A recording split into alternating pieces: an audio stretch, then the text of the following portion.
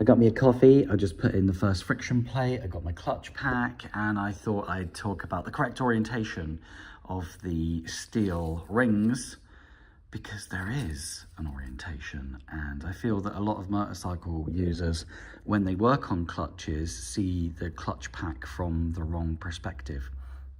So I'm going to set it straight for you. Everybody looks at a clutch pack from the inside towards us, and you assume that it works in that direction. But actually, think about it. Everything's static back there. The pressure plate is on our side and it pushes the pack. So you've now got it in your head. You've got to look at it from the perspective that the clutch pack works in that direction, inwards, rather than outer. Okay, now you got that. This is a steel ring, and for the longest of times, a friend of mine just bangs them in his bike, and he has the odd clutch issue now and again, especially when they get warm.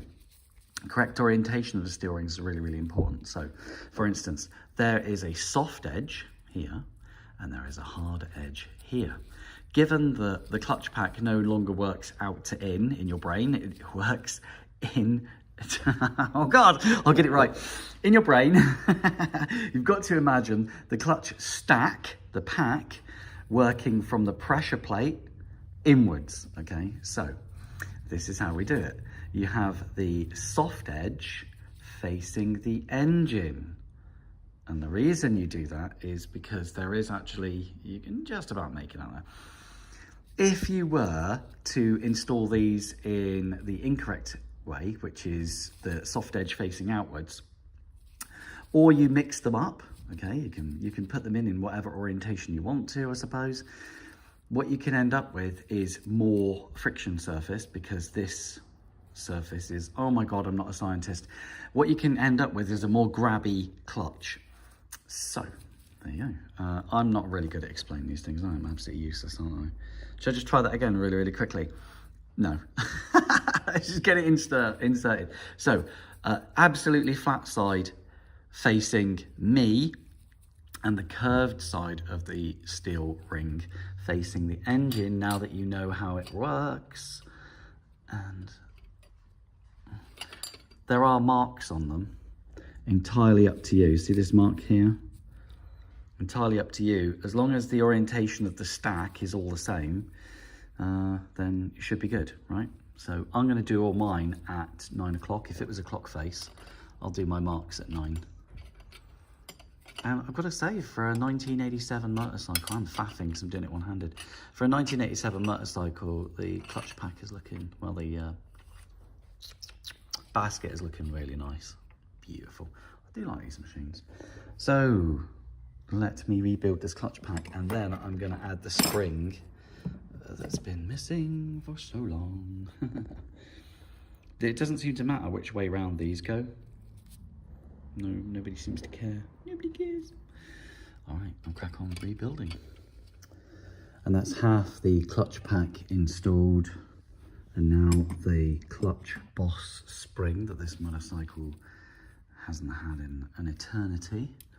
So that's going between a friction plate there and a steel plate.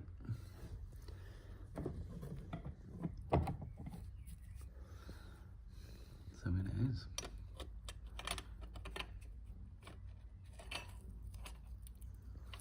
And I'll keep building it up, and I'm going to cover back on. Clutch pack installed and looking mighty fine. At this point, it's worth looking for markings. So this marking here is going to line up with a marking on the pressure plate. So first things first, let's pop its bearing back in. Beautiful. And then there's a washer over the top of the bearing. And then I've got my pressure plate, and somewhere on here is a little mark. There it is, and it's going to correspond with that mark just there.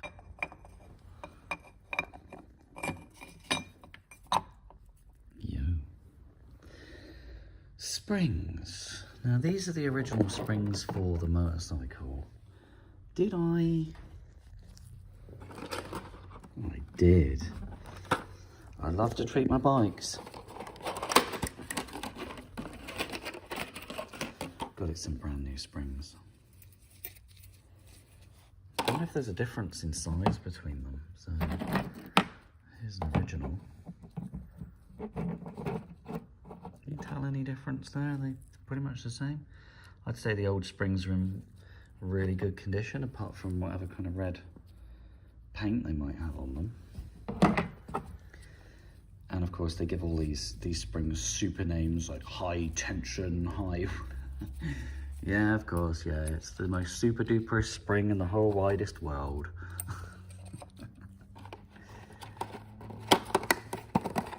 I couldn't resist treating it. I never said I was any good at getting things out of blister packs, though. Come on, you lot. There's not much point in me oiling the springs. Seen a couple of guys and girls oiling them on YouTube, and it's like, well, it's going to get oiled any second now anyway. The moment I start spinning this baby up, try and separate these two. Get in there, you. Get in there, you. Oh, lovely. Let's try and separate these. The push is going to be the fun part, because if I put the screw in, like so, to get it to meet up, and a little bit of a faff, and also making it square on, so what will happen is it'll try and do up like this and leave a gap on the spring. We want the pressure on the spring to be fairly uniform. This isn't rocket science either, it's just you want uniform pressure, right? So when I apply pressure and rotate to try and do this screw up, I'm actually making sure that the screw and the little washer on the screw is as centered as possible. It's not a perfect science, but we'll give it a go. All right, we're looking pretty good. Let's do them up.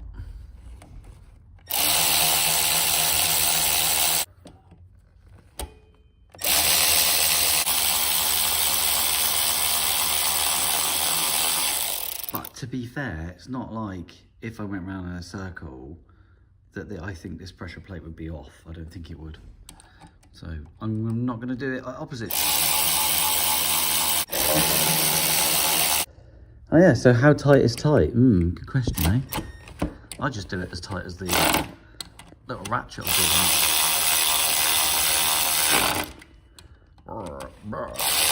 I don't know what its torque rating is.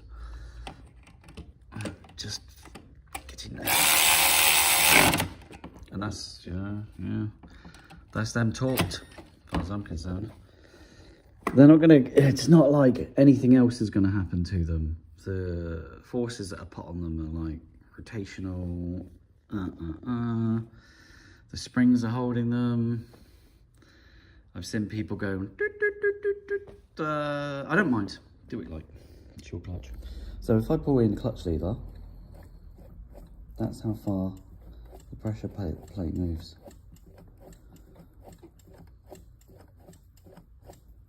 So clutch in, clutch out. Can you see the spacing where the boss spring is now? You see the difference? Oh, all right. You just got a little upgrade. Also, I've added weight to the motorcycle with a boss spring. I mean, Formula 1 team would go mad. All right, let's get the cover on and see how the clutch feels. Lovely. So here's the clutch cover, and one of the innovations that Yamaha used at the time was this little device inside the clutch cover. And what this was designed to do was remove noise. So as any kind of chattering or gear noise took place, this little thing here would help absorb it. You can see it's got a gasket of its own, and I guess it just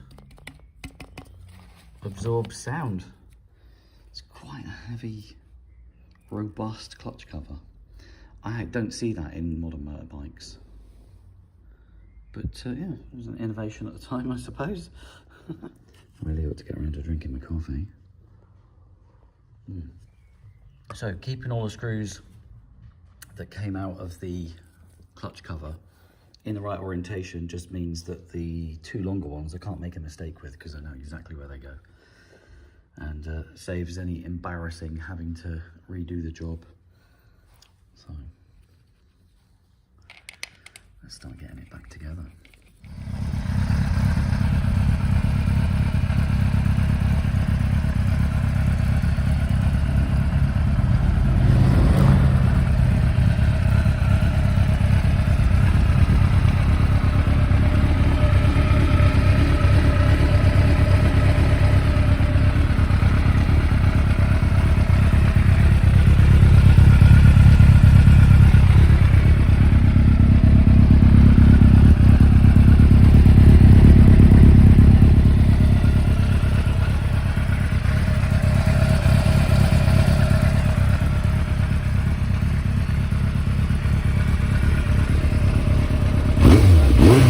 up.